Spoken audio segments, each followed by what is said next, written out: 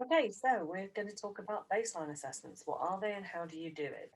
If you open the document first called Baseline Assessment Social Media, there are places for you to fill stuff in. So date will be the date you do this assessment.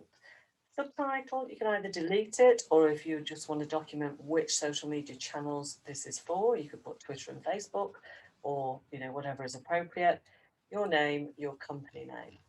Now, onto page 2. Again, we put the date on because the first page might become detached from the second page if you're printing it off.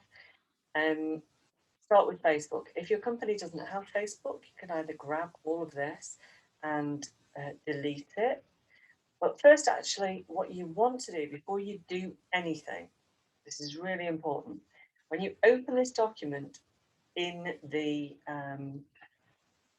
website, you want to save a copy of it as your company name before you do any other changes, because otherwise you'll be changing potentially the master document. So you don't want to do that. You want to do file, save a copy, save as, whatever your company name is. Right, so onto Facebook. The idea of baseline assessment is to find out exactly where your company is right now before you start doing any work on them. So you can look back over time. You can do weekly, monthly, a 6 monthly report to show the progress that has been made since you started working on the accounts. So if they don't have Facebook, your choice is delete the whole of Facebook or just write doesn't currently have under review if you would like them to maybe consider having it. So if they do have a Facebook page, put the name of the Facebook page and the URL. The URL is this up here. If you're in a page, if you're in a group, it might show something different. But if you're in a page, let's just go to a page. And there we go. Go to this page here. This is one of our companies. And that is the URL that you're looking for. Copy that, take it back over into the baseline assessment and put it down here. Yeah. How many people are following the page? What is the current activity level? Do they post every day, once a week, once a month, less frequently? What do you think needs doing? Now, don't worry about this because we will be uh, having, there will be lots of training sessions on Facebook in the next 6 months. So you don't have to be an expert now, but is there anything obvious that you can see that needs doing on their Facebook page right now? If they've got a group, again, put the URL of the group and what activity, how many posts are they doing? How are other people who are in the group posting? Is it an active group or not? Um, and that will give you some sort of idea. If you want to see where the page following is, if you don't know, then if you go to the page and just scroll down, you don't have to be logged in. You don't have to be logged in as an admin. If you just scroll down, scroll down, scroll down to about, and you'll see that 11,009 people like this and 11,103 people follow this. We'll talk in another video about the difference between likes and follows, but that's the figure that you're looking for over there. Go back to the document.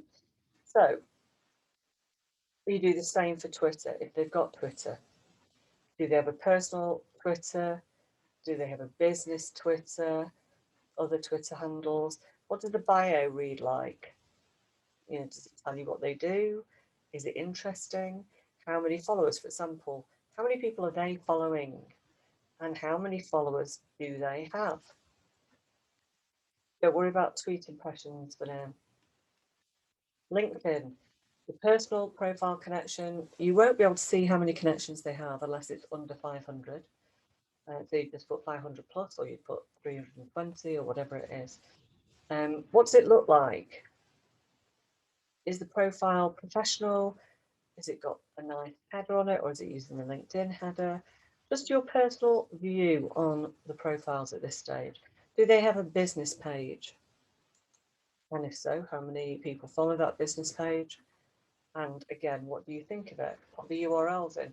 Do they have a group? Going to page 3. Do they have a group? on LinkedIn? And again, if they do, how many people in it? You may not yet know if they do any email marketing. This is one of the questions that you can ask your boss when you sit down and have a meeting with them.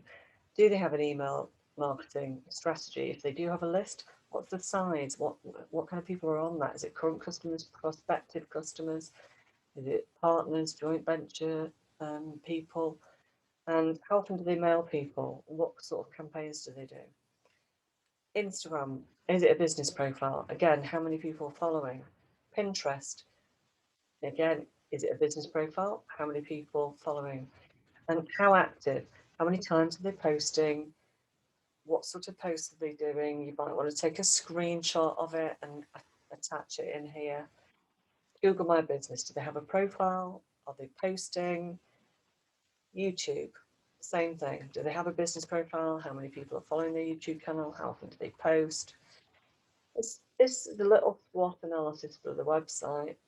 There's going to be a bigger piece to do in the baseline assessment for the website, but you could just fill this in for now. Having a look at the website, this is the kind of things that you might be looking for. Is it modern looking, easy to navigate? Have it got links to social media? Is it all one page? Has it got a blog? Has it got contact on the home page? Has it got a video? You might say weaknesses are, although it's got a blog, there's only one upload a month to the blog, could do with more frequent posts. Colours aren't consistent, seem random.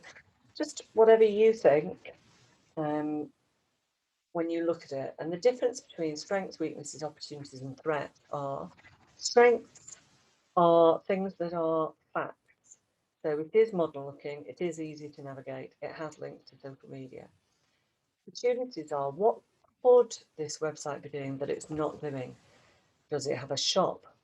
Does it have a blog? If it doesn't, those are both opportunities potentially. What are the threats? So, what is, who are their competitors and what are their websites like? And we'll go a lot more in detail into this later, but it's just for you to have a look at the moment. So if this was your account, this was your business, what would you do next? Just your thoughts. And again, this is day one for you. So we're not expecting you to be a social media or website strategist at this point, but it is good to have an opinion. And we can take those opinions and go and research whether they are in fact good way forward or not, and we'll help you with that. But just for now, what is your overall thoughts of their website? What would you be doing with it on a monthly or weekly basis? And how would you report how things are getting better on the website? When we go over to the baseline assessment for the website itself, it's a little bit more in depth. So there's some tips here to show you. So website authority. Does it have testimonials? Has it got, in your opinion, high value content? Does it position your employer, your company, as an expert in its field? This is just your opinion at the moment.